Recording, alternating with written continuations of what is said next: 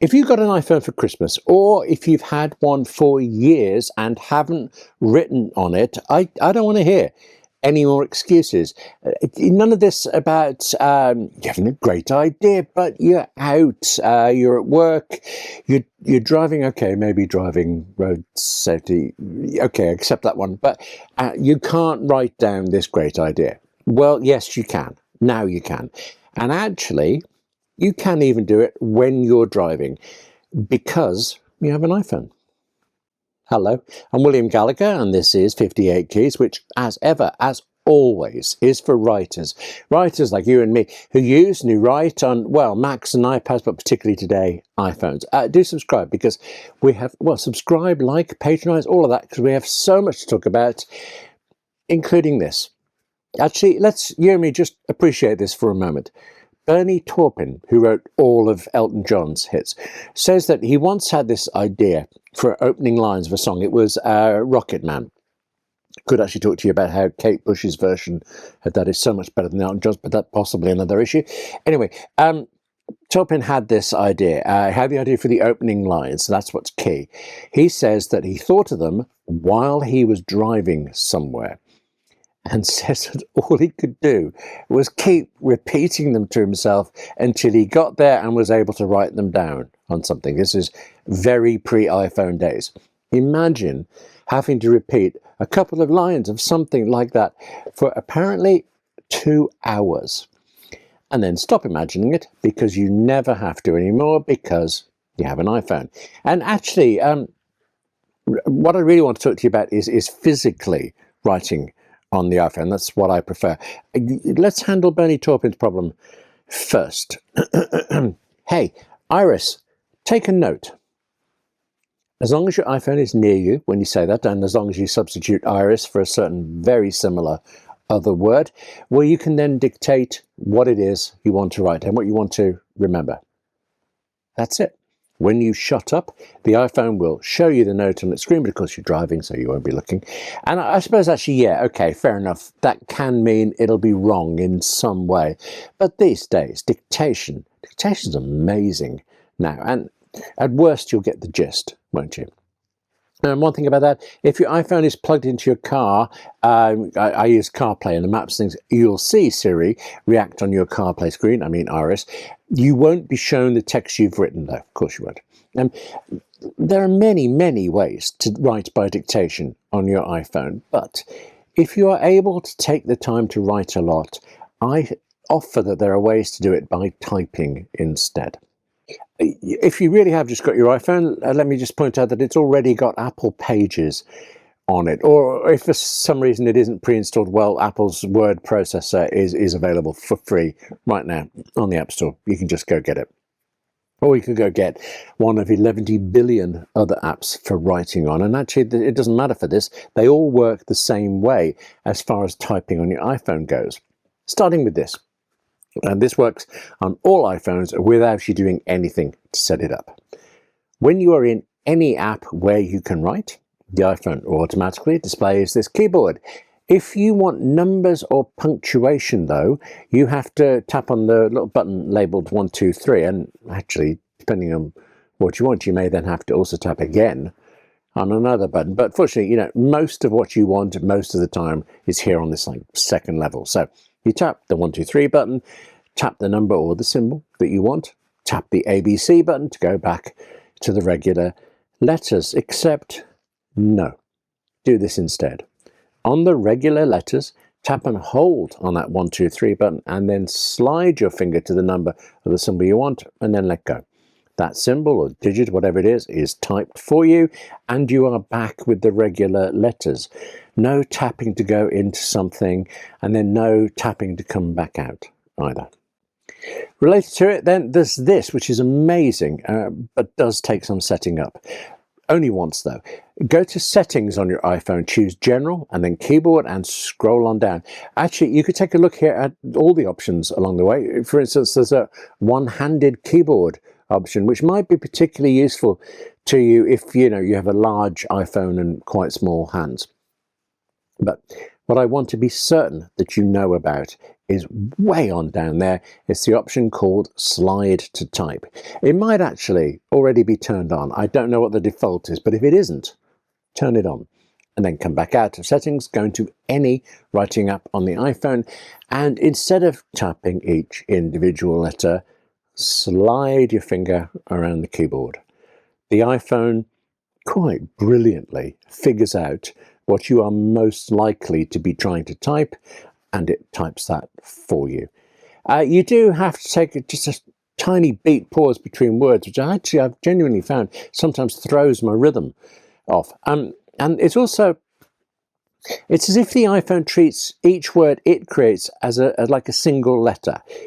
If it's got the wrong word, but actually, the first few letters are right, well then when you tap delete, you are not deleting one letter backwards, you wipe out the whole word.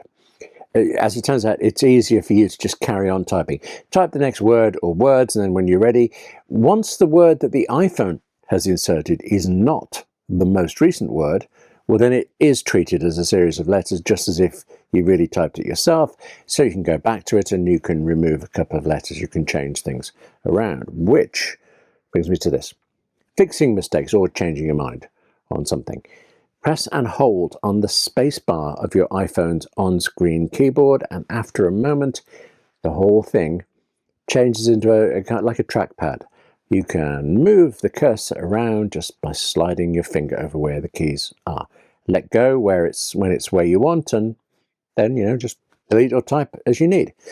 And then press and hold on the trackpad on the space bar again to get a trackpad and move the cursor back to the end.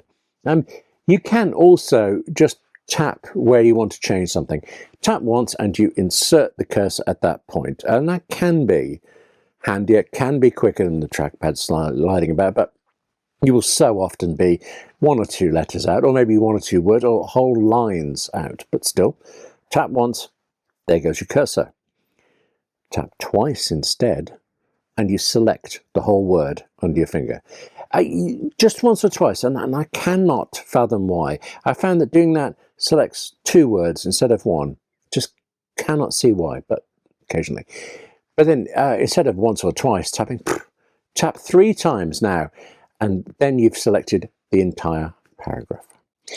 You saw as I tapped to select a word or a paragraph, I got that horizontal pop-up menu. That should have features that you most often want to use in your writing, things like making text bold or italic, or cutting and pasting, cutting and copying. It should have those right in front of you. And sometimes it's wrong about what you are most likely to want. And in that case, you need to tap on the arrow at the far right edge. Whatever iPhone you're using, that will take you through what the other options available are. And those options, by the way, I just show you, but they change. They vary depending on what you're doing, what app you're using. If you're on an older version of iOS, the iPhone operating system, then tapping on that right arrow kind of slides you along to more options. The options remain in that horizontal bar. If you're on iOS 26 or later, though, then once you tap that arrow, you no longer get a horizontal bar. You get this vertical drop-down menu, which actually I think is a lot clearer. A couple more things before we get to a big one, a thing that will make typing on your iPhone literally the same as typing on a Mac.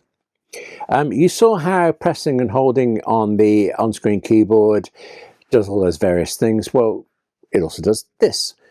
If you press and hold on a specific letter, you get all of the accented versions of that character. Just slide your finger along to where the right one and let go. You've entered it. Or you can get symbols this way too. So when someone writes to you that it's 44 degrees Fahrenheit and they've spelt out the word degrees as well as the word Fahrenheit, you can message them back and go, snap, it's 7 degrees C. Here, C for Celsius, of course, but also the degree symbol, short for you're a know-it-all. There are too many symbols and things and accented characters to usefully show them all. And actually, I think I'd be a bit foolish to even try. Because as of iOS 18 in 2024, there's been a change that may well mean you have far more such characters than maybe I do. Press and hold on the globe symbol at bottom left. You'll see various options, including emoji if you really must, and also possibly multiple languages. You can change any of this. You can set your iPhone to be French if you need, and you've always been able to do that. It's always appeared in this list or something similar. What's new is that entry there. In my case, English and French. It's a combined keyboard. And I don't really understand how it's combined, but I presume it means that if I type something in French in the middle of an English sentence, it won't complain about a typo, about a spelling mistake. I think it's English. I mean, English has so many words that come from French anyway. Should this for some reason prove to be a problem for you, well, you can tap and hold on that globe symbol and then choose, in my case, just English or just whatever you need. You can also just tap on the globe symbol, and what that does is it rotates you through whatever is in that list, whatever language options are set up on your iPhone. Notice, by the way, that the spacebar briefly shows you the name of the keyboard that you've just rotated to. And also notice, because I think you did, I have a keyboard called Text Expander. Yeah, no, don't look for it. It's been removed from the App Store. It's only there on mine because I've had it for that long. Very briefly, because actually this could become useful, the makers of Text Expander, they are working to replace it with something that works fully now. Well, it works enough for me, but yeah. If you type a couple of characters, Text Expander then deletes those, replaces them with anything you want. So a difficult to spell word or name, your email address, a standard paragraph of text that you sometimes use. Text Expander is on the Mac and on the PC, and it's very good. It has been handy to still have it on my iPhone. I don't understand why it works for me and doesn't for others, but if it comes back in a new, fully working version, no question, I will try it. But regardless of what happens with that Text Expander app, you do already have basic text expansion right there on your iPhone. It is on all iPhones, all iPads, all Macs, and actually, this will take some explaining. It's on all of them, all of the time. Follow. My first book, right, was about a TV show called The Beiderbecke Affair, and I was quietly terrified of mistyping Beiderbecke somewhere in the book. I didn't, as it happens, but what I could have done was to go to Settings, General, Keyboard, Text Replacement. Now, down the right-hand side, you can see words and phrases and email addresses, while down the left, you can see a series of three-letter abbreviations. Tap the plus at the top right. Write in Beiderbecke into the phrase section, and then under shortcuts, also referred to as a trigger, write something like, I don't know, XB. Some combination of letters that you will remember, but which aren't a real word. Tap Save. And now, in any app on the iPhone, you type the letters X and B, followed by a space, and the word Beiderbecke is typed in there for you. You'd best be careful to spell it right the first time, or every time it's popped in. Every time you use it from now on, you will be exactly the same amount of wrong. Also, the thing I said about it being on all devices, without you doing anything at all, the moment you've set up XB on your iPhone, it is set up on your iPad and on your Mac and vice versa. It's brilliant. It's very handy. And it's free, but it is also limited. This is why things like Text Expander have existed. You can't write whole standard paragraphs, just short phrases like words. And actually, if you already know Text Expander, then the forms that you can do on the Mac, you can have a Text Expander thing that pauses to ask you questions like, which specific insult do you want to insert in this email? None of that can be done on the iPhone, not through the basic text expansion. So I was saying at the start that you have no excuses. You can write on your iPhone. I accept that it's more fiddly than on a Mac or on an iPad, but there's one last thing which removes all of that fiddliness. Actually, let me find it in a second. Should have got this out earlier. Messy desk. This is an external keyboard when I get it. There we go. Works on Macs and PCs, but also any iPhone. Actually, just about any Bluetooth keyboard you can possibly find somewhere will work with iPhones. Granted, it's a bit big, but maybe you could leave this, or one of the many smaller ones, in your bag or your car, your luggage or something. Write directly on the screen of the iPhone wherever you are, whenever you need, and then get out the keyboard when you need, or when you can, write a lot. But write. You're not doing enough, and I do realise I'm projecting there. We both need to write more, don't we? So actually, let's stop talking right now and get on with the writing. Because that's it for this edition of 58 Keys. Thank you very much for watching. Take care of yourself, and write more. I'll see you soon.